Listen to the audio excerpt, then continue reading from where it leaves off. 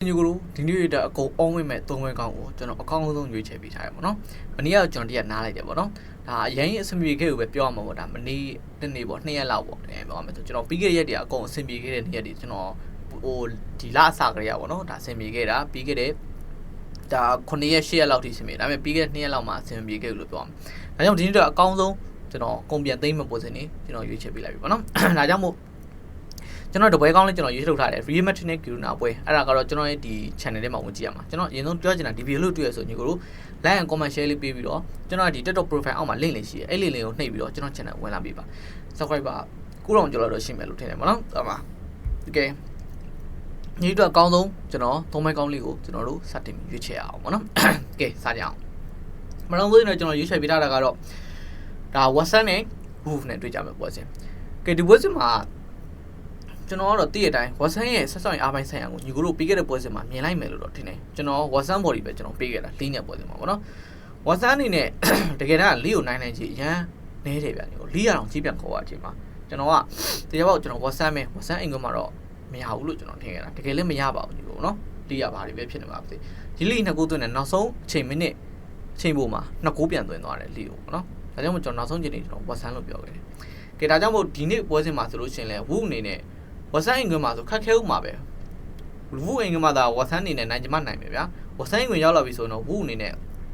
ရှင်ပြန်ခက်ခဲဦးမယ်လို့ကျွန်တော်ထင်တယ်ဗျာ WhatsApp ကအခုပွဲစဉ်မှာသာတကယ်တမ်းကအပြတ်အသက်ထပ်ပြီးတော့နိုင်သွားမယ်ဆိုလို့ရှိရင်ပေါ့နော်ပြီးခဲ့တဲ့ရလက်တွေလိုမျိုးတေချာပေါက်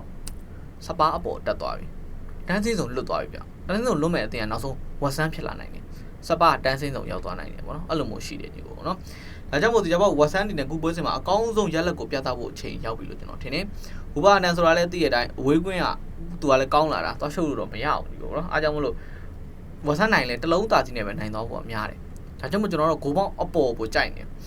ေဝူဘာတန်ကလည်းနောက်ဆုံးအချိန်ဖြစ်သူတို့ကလည်းဒါရှိသမျှအားကုန်သုံးပြီးတော့နိုင်မှာပဲဒါပေမဲ့ကျွန်တော် WhatsApp ပေါ်ကြီးလည်းကြိုက်တယ် WhatsApp ပေါ်ကြီးဂိုးပေါင်းအပေါ်အရန်ကောင်းတယ်ဒီကိုနော်ချွေချယ်မှုလုံးအောင်ပါဒါ WhatsApp ကလည်းရအောင်သွင်းမှာပဲအပြတ်တက်လုံးအောင်ပေါ့ဒါမှမဟုတ် WhatsApp body ကတော့ပိုပြီးသိကြသလိုဖြစ်အောင်ဖြစ်နိုင်တယ်ဘာကြောင့်ဆို WhatsApp အနေနဲ့တလုံးသားတင်နိုင်သွားပြီဆိုလို့ရှိရင်တော့မှထိန်းပြီးတော့ရအောင်ကန်သွားမယ်သူတို့အနေနဲ့တန်းစီစုံလွတ်အောင်ပေါ့နော်အဲ့လိုမျိုးလှုပ်သွားမယ်လို့ကျွန်တော်ထင်တယ်ဒ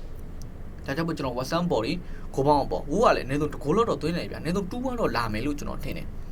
နော်ဒါကြောင့်မို့လို့ကျွန်တော်2-1မျှော်လင့်တဲ့အတွက်ကျွန်တော်ကိုပေါင်းအောင်ပေါ့ WhatsApp body ကြိုက်ပါတယ်ဒီပေါ့နော်ပထမဆုံးပွဲစဉ်တက်ကိုပေါင်းအောင်ပေါ့ WhatsApp body လေးပါပထမဆုံးပွဲစဉ်တော့ပေါ့နော်ကဲဒုတိယပွဲစဉ်ကိုကြည့်အောင်ဒီပွဲစဉ်တော့ကျွန်တော်ရွေးချယ်ပေးထားတာကတော့ Roma နဲ့ Pizza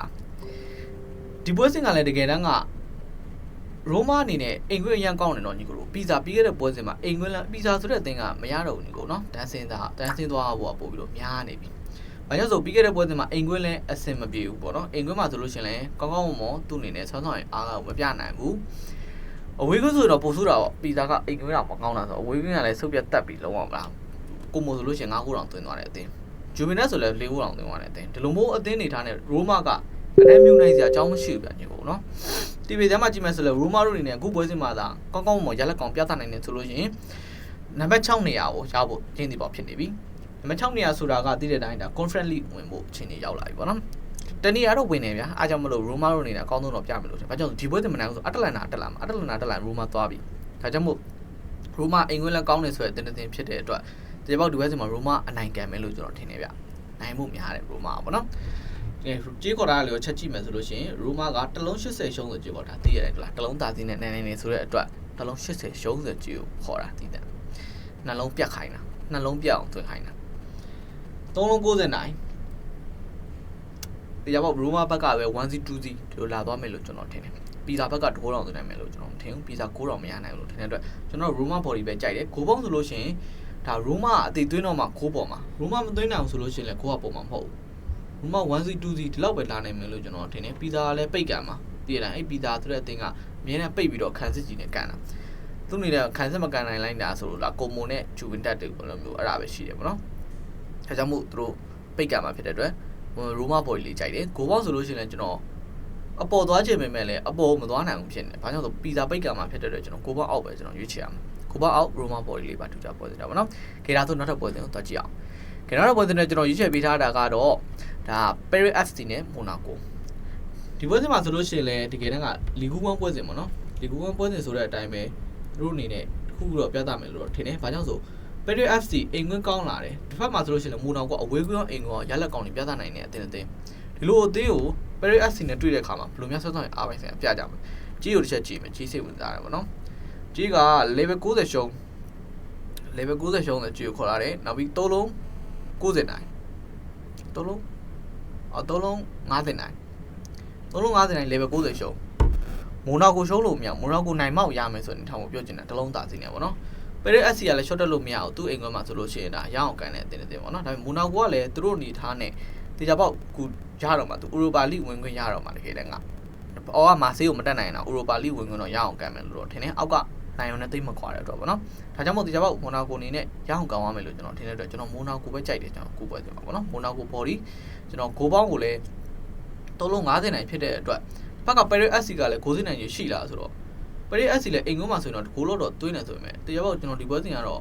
ဂိုးပေါက်အပေါ်သွားမယ်လို့ကျွန်တော်တော့မထင်ဘူးဗျဒါ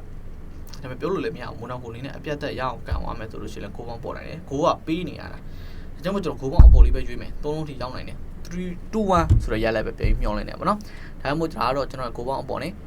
မိုနာကိုပေါ်လေးပါတော့စုပ်ပွင့်တယ်ပေါ့နော်တခြားပွဲစဉ်တွေကျွန်တော် channel မှာတင်ပြမှာတပွဲကောင်းနေတယ်လည်းကျွန်တော် channel မှာရှိပါကျွန်တော် channel ဝင်လာပြီဗျာခဲရှိရညွှန်ရည်ဒီတို့မှဒီမှာတော့ပြချပါစီဗျ